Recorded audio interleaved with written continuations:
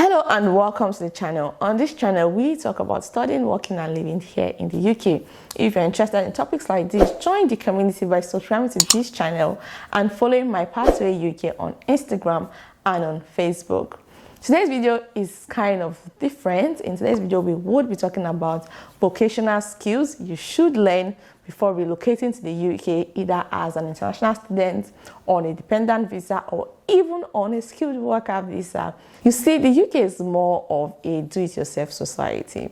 So having one or more of these skills will literally help and make settling in the UK seamless. As an international student, you're entitled to 20 hours of work during term time and unlimited hours of work during non-term time. Providing value to people through your skills is a good one because you can always make extra bucks at the side during your free time.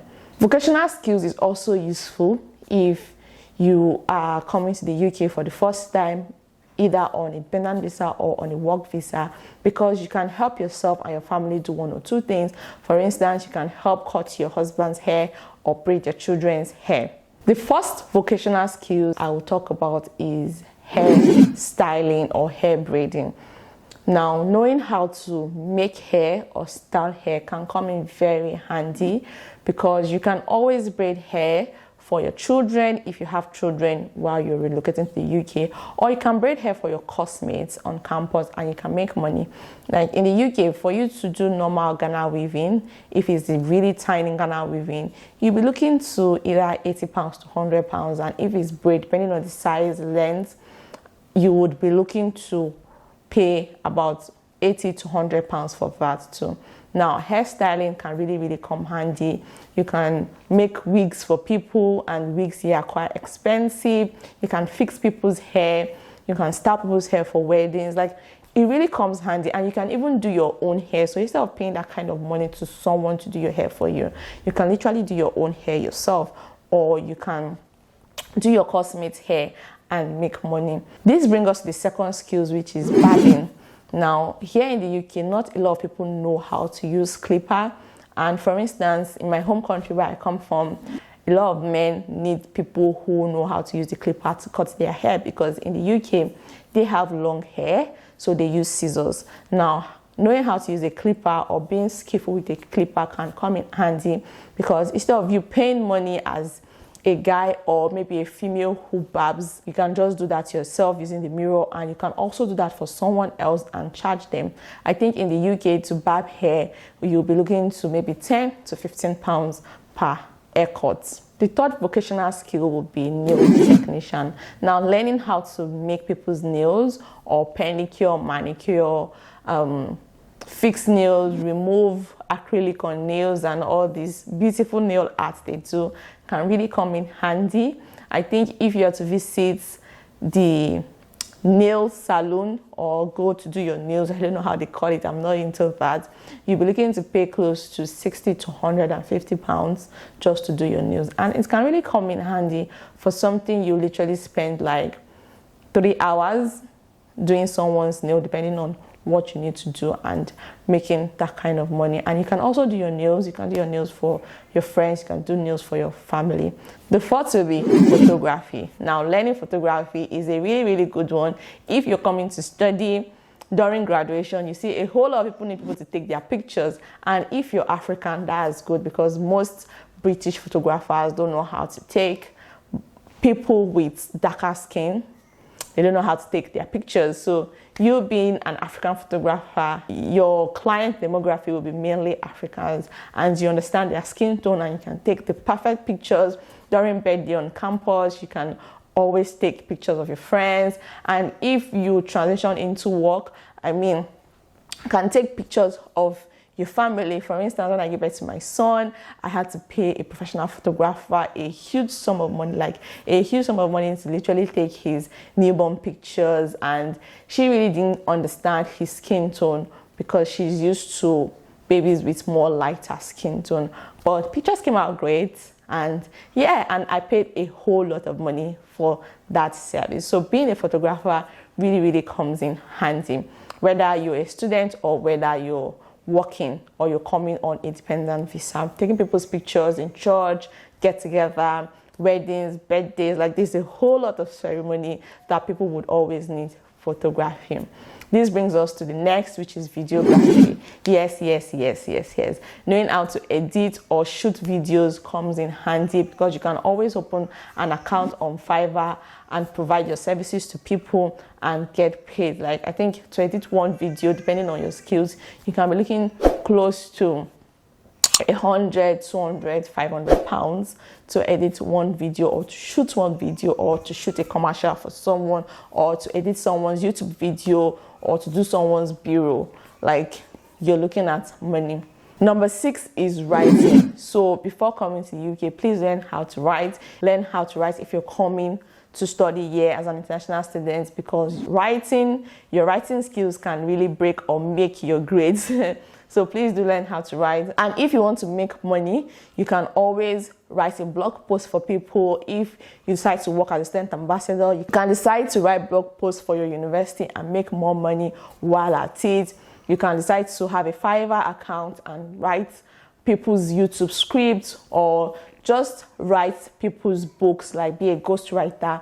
Because one thing with these vocational skills is learning these vocational skills afford you not doing some funny jobs here in the UK that can really affect your mental health. So learning these vocational skills can really help you. The 7th would be to learn how to bake cakes, decorate cakes, confectionaries. Learning how to do those things would really help you. When I came to the UK as an international student, it's funny. A lot of people say, oh, get a care job, become a carer. Yes, I actually went for shadowing. I did the training. However, I did not like the job. I didn't feel being a carer was for me. I literally left. I think I'll just you guys this story. I literally left immediately after my shadowing. I literally called them and said, sorry, I can't come for this shift. I don't think this job is for me. It wasn't for me. Some people, it's for them, but for me, it wasn't just for me. When I saw that I could not do a care job, I had to look at the value I had to offer. And when I was in Nigeria, I was skillful in baking cakes. I would put my Instagram handle for my business, my small business I was running while I was in Nigeria, although I don't do it anymore. But the skills I gained from that business really helped me. So I decided to work for a cake company here in the UK. I enjoyed my job. I learned how to run a bakery here in the UK. I learned how, the cake business is in the UK. And yes, so I didn't need anybody to teach me how to decorate cake. I just literally went to a cake shop, applied, and I got the job, and they were paying me minimum wage, and I started working as a cake decorator. So you see, these vocational skills comes in handy. Learning how to do confectionery or bake cake or decorate cakes is awesome, because you can also be like a teacher. So here they have some vocational schools here in the UK where you can teach those things. Like, you can write some exams, and when you pass, and you can literally work as a tutor in that field. So it's amazing. For me, care is not for me. I literally would not advise anybody to do care job, but some people actually love it. It wasn't for me, and I didn't like the job, and I had to leave, and I had to use my skills to look for a job for myself. Now, this brings us to number 8. Number 8 is being a graphics designer. Now, being a graphic designer can come in handy, because I think one poster, you can literally charge up to 50 to 100 pounds for one poster, depending on how good you are. For instance, you can do people's YouTube thumbnails. You can create their YouTube thumbnails for them. You can actually become a social media manager, where they need a lot of graphic skills. You might probably not be the social media manager. You might just be the person producing the graphics for the account. You can also open an account on Fiverr, get clients where you can do their graphics for them. If you decide to be a student ambassador on campus, it will be a good one for you to chip in that you could do graphics for them. And I think they'll pay you per poster, because then when I was in Lancaster, student ambassadors who take pictures, I think they pay them per pictures and things like that. So it can really come in handy, all these vocational skills. Learning one or two of these vocational skills can actually save you from doing some funny jobs here in the UK. The 9th will be learning how to sew. Yes, learning how to sew can really come in handy. There are some brands in the UK that need skillful tailors. And apart from that, even in the African community, maybe if you're from an African country, they do Owambe here too, so you can literally sew people's ashwabi here in the UK for them. So learn how to sew can come in handy. You can sew styles, and then you can put it on your social media page. I think this will bring us to we talking about how to market yourself here in the UK. So you can put it on your social media page and spread the word out that you can sew. And you can even sew for yourself, and people will see it and ask you, oh, who did this? And be like, oh, I did this, I sewed this top and things like that. And there are some high-end brands here in the UK that actually require people who are very skillful in tailoring. This brings us to number 10, which is the last but not the least, and is learning how to do makeup. So being a makeup artist. Now, like I said, in the UK, if you're coming as an international student, graduation is coming, birthdays are coming. People will always need people who can do makeup for them, and you can always do people's makeup and charge close to 50 to 80 pounds for makeup. And if there is Owambe, if you're in a more diverse area, you can reach out to the community. If you're from Asia, reach out to the Asian community or the African community and say, oh, I know how to do makeup, I can do your makeup for you, or tie gele, and make your money. The same way you market yourself in Nigeria, the same way you market yourself here, and you make your money. And if you're not an international student and you're coming on a skilled worker visa, is also a good way too, because you can do your makeup yourself, do your makeup for your new friends, just spread the word there that you can do makeup. Now let's talk about how you can market yourself. The first one will be word of mouth. So once you get on campus, you can literally tell your friend, oh, I know how to braid hair, I know how to braid hair. And even if you just all back for a week, you do for your friend, and you do it neatly and nicely, and you charge £10, she will literally tell another friend, that friend will tell another friend, and before you know, you can probably be making 3 to 4 people's hair a week. And let's say they do different styles like sewing, or maybe just braid their hair, or maybe do like knotless braid and things like that. You're making money, and you can also sell attachments to them to make their hair. So that's another way to market yourself. Another thing is to use social media. You can open a social media account, or maybe you already do one of these skills and you have a social media account. Just announce on social media that you've changed location. Tell people to share it for you, and people will share it. And that thing is, you want to create a Google business profile. So there's this Google business profile you can create and put your location there. Yes, even in the UK you can do that, and people would search Google and find you. So one thing in the UK is that Google is everybody's best friend here in the UK. Every vendor I've used in this UK, I actually looked for them on Google. For instance, if you're coming on a dependent visa or a skilled worker visa, you probably might not have connects immediately like if you're on a student visa.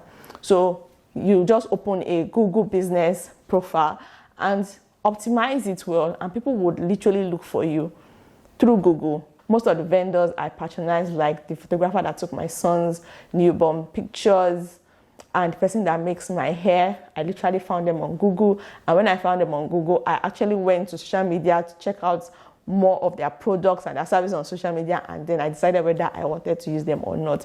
So Google profile page is a good way, because in the UK, Google is everyone's best friend. Everyone uses Google to search for location, to search for vendors, to search what to do near them. Google is everyone's best friend. Now, when you have a business profile on Google, you want to make sure that the service you provide for people are good, because here in the UK, people also rely on reviews to decide whether they want to patronize you or not. So as much as possible, try and provide a very good service to people so that they will leave you a good review. And you can also tell them, oh, leave me a good review, to help boost your Google business profile page. And you want to make sure that what's on your Google business profile page is related to what is on your Instagram page or your Facebook page, and what you can also provide. You want to make sure that those 3 things are in sync. So for instance, if someone checks you out on Google and wants to see more of your work, they can literally go and check you out on your social media platforms. And when they come to you, the hands of your work also speak for you, and your product is premium. So yes, so let's just do a recap on the ways to market yourself, or the ways to like start your own small business here in the UK. So the first is to create a Google business profile page and make sure your services are good so people can leave you a review to attract more people to patronize you. The second is you want to have a social media platform where you display all your works or the work of your hands. Just have a social media platform where people can see more. So Google would actually bring them there. And the third is you want to tell a friend you do something. If you're a student, tell one of your classmates or show one of your classmates something you've done. If you're not a student, if you're on a dependent visa or you came on a skilled worker visa, you want to tell people in your community, probably in your church or in your office, that I can do this or I do this. And you also want to tell a friend that you can also do that. Now, those are the ways you can market yourself. So if you're not sure of how to set your prices, for now, just work with the minimum wage. So the UK will always set a minimum wage per hour based on age. I'll put it in the description box so you can check it. So you can just start based on minimum wage. So for instance, if you're braiding hair for 6 hours, you can say, okay, I will charge you £10 per hour. So a 6 hours braid will cost £60, 8 hours braid will cost £80. That's a very good way to start. Let's say you're a barber and you're skillful at barbing hair. You can literally start charging people £10 to barb their hair. So for an haircut, you just charge £10. If maybe you're good in writing, you can start with minimum wage too. If you take about 30 minutes to 1 hour writing, maybe like 200 words, you can say, okay, 200 words for £10 and then build it up from there. I will suggest you start from minimum wage, and then when you're good and you're getting more customers and you understand the business and the ins and outs of how things are run in the UK, you can literally start charging more. You can think of registering your company. You can think of paying tax. If you're an international student, you don't need to worry about paying tax, because I'm sure that whatever little thing you're doing with your vocational skills might not earn you up to £16,000 a year when you're studying. So that's fine. So you don't need to worry about tax and things like that. So if you're not an international student, you can also just start doing it. And when you see you're earning more than £16,000 a year, you can now start thinking of how to declare for your taxes, or even registering as self-employed and, going all the 30 years to do the proper business things. But now these skills are just that when you come to the UK, you have something to do. You can help your family, you can help your friends, you don't have to pay people to do all these things for you. You can also do it yourself. Like for me, knowing how to decorate cake and knowing things about confectionaries really helps me from doing jobs that I did not like in the UK. I just went on doing a job I liked and I got paid for it, and I was happy doing the job, which also in turn helps my mental health while I was studying here in the UK. With this, we've come to the end of today's video. I hope this video would bless one person out there. Please do not forget to share this video with someone you think will find it helpful. Bye for now, and I'll see you in the next one.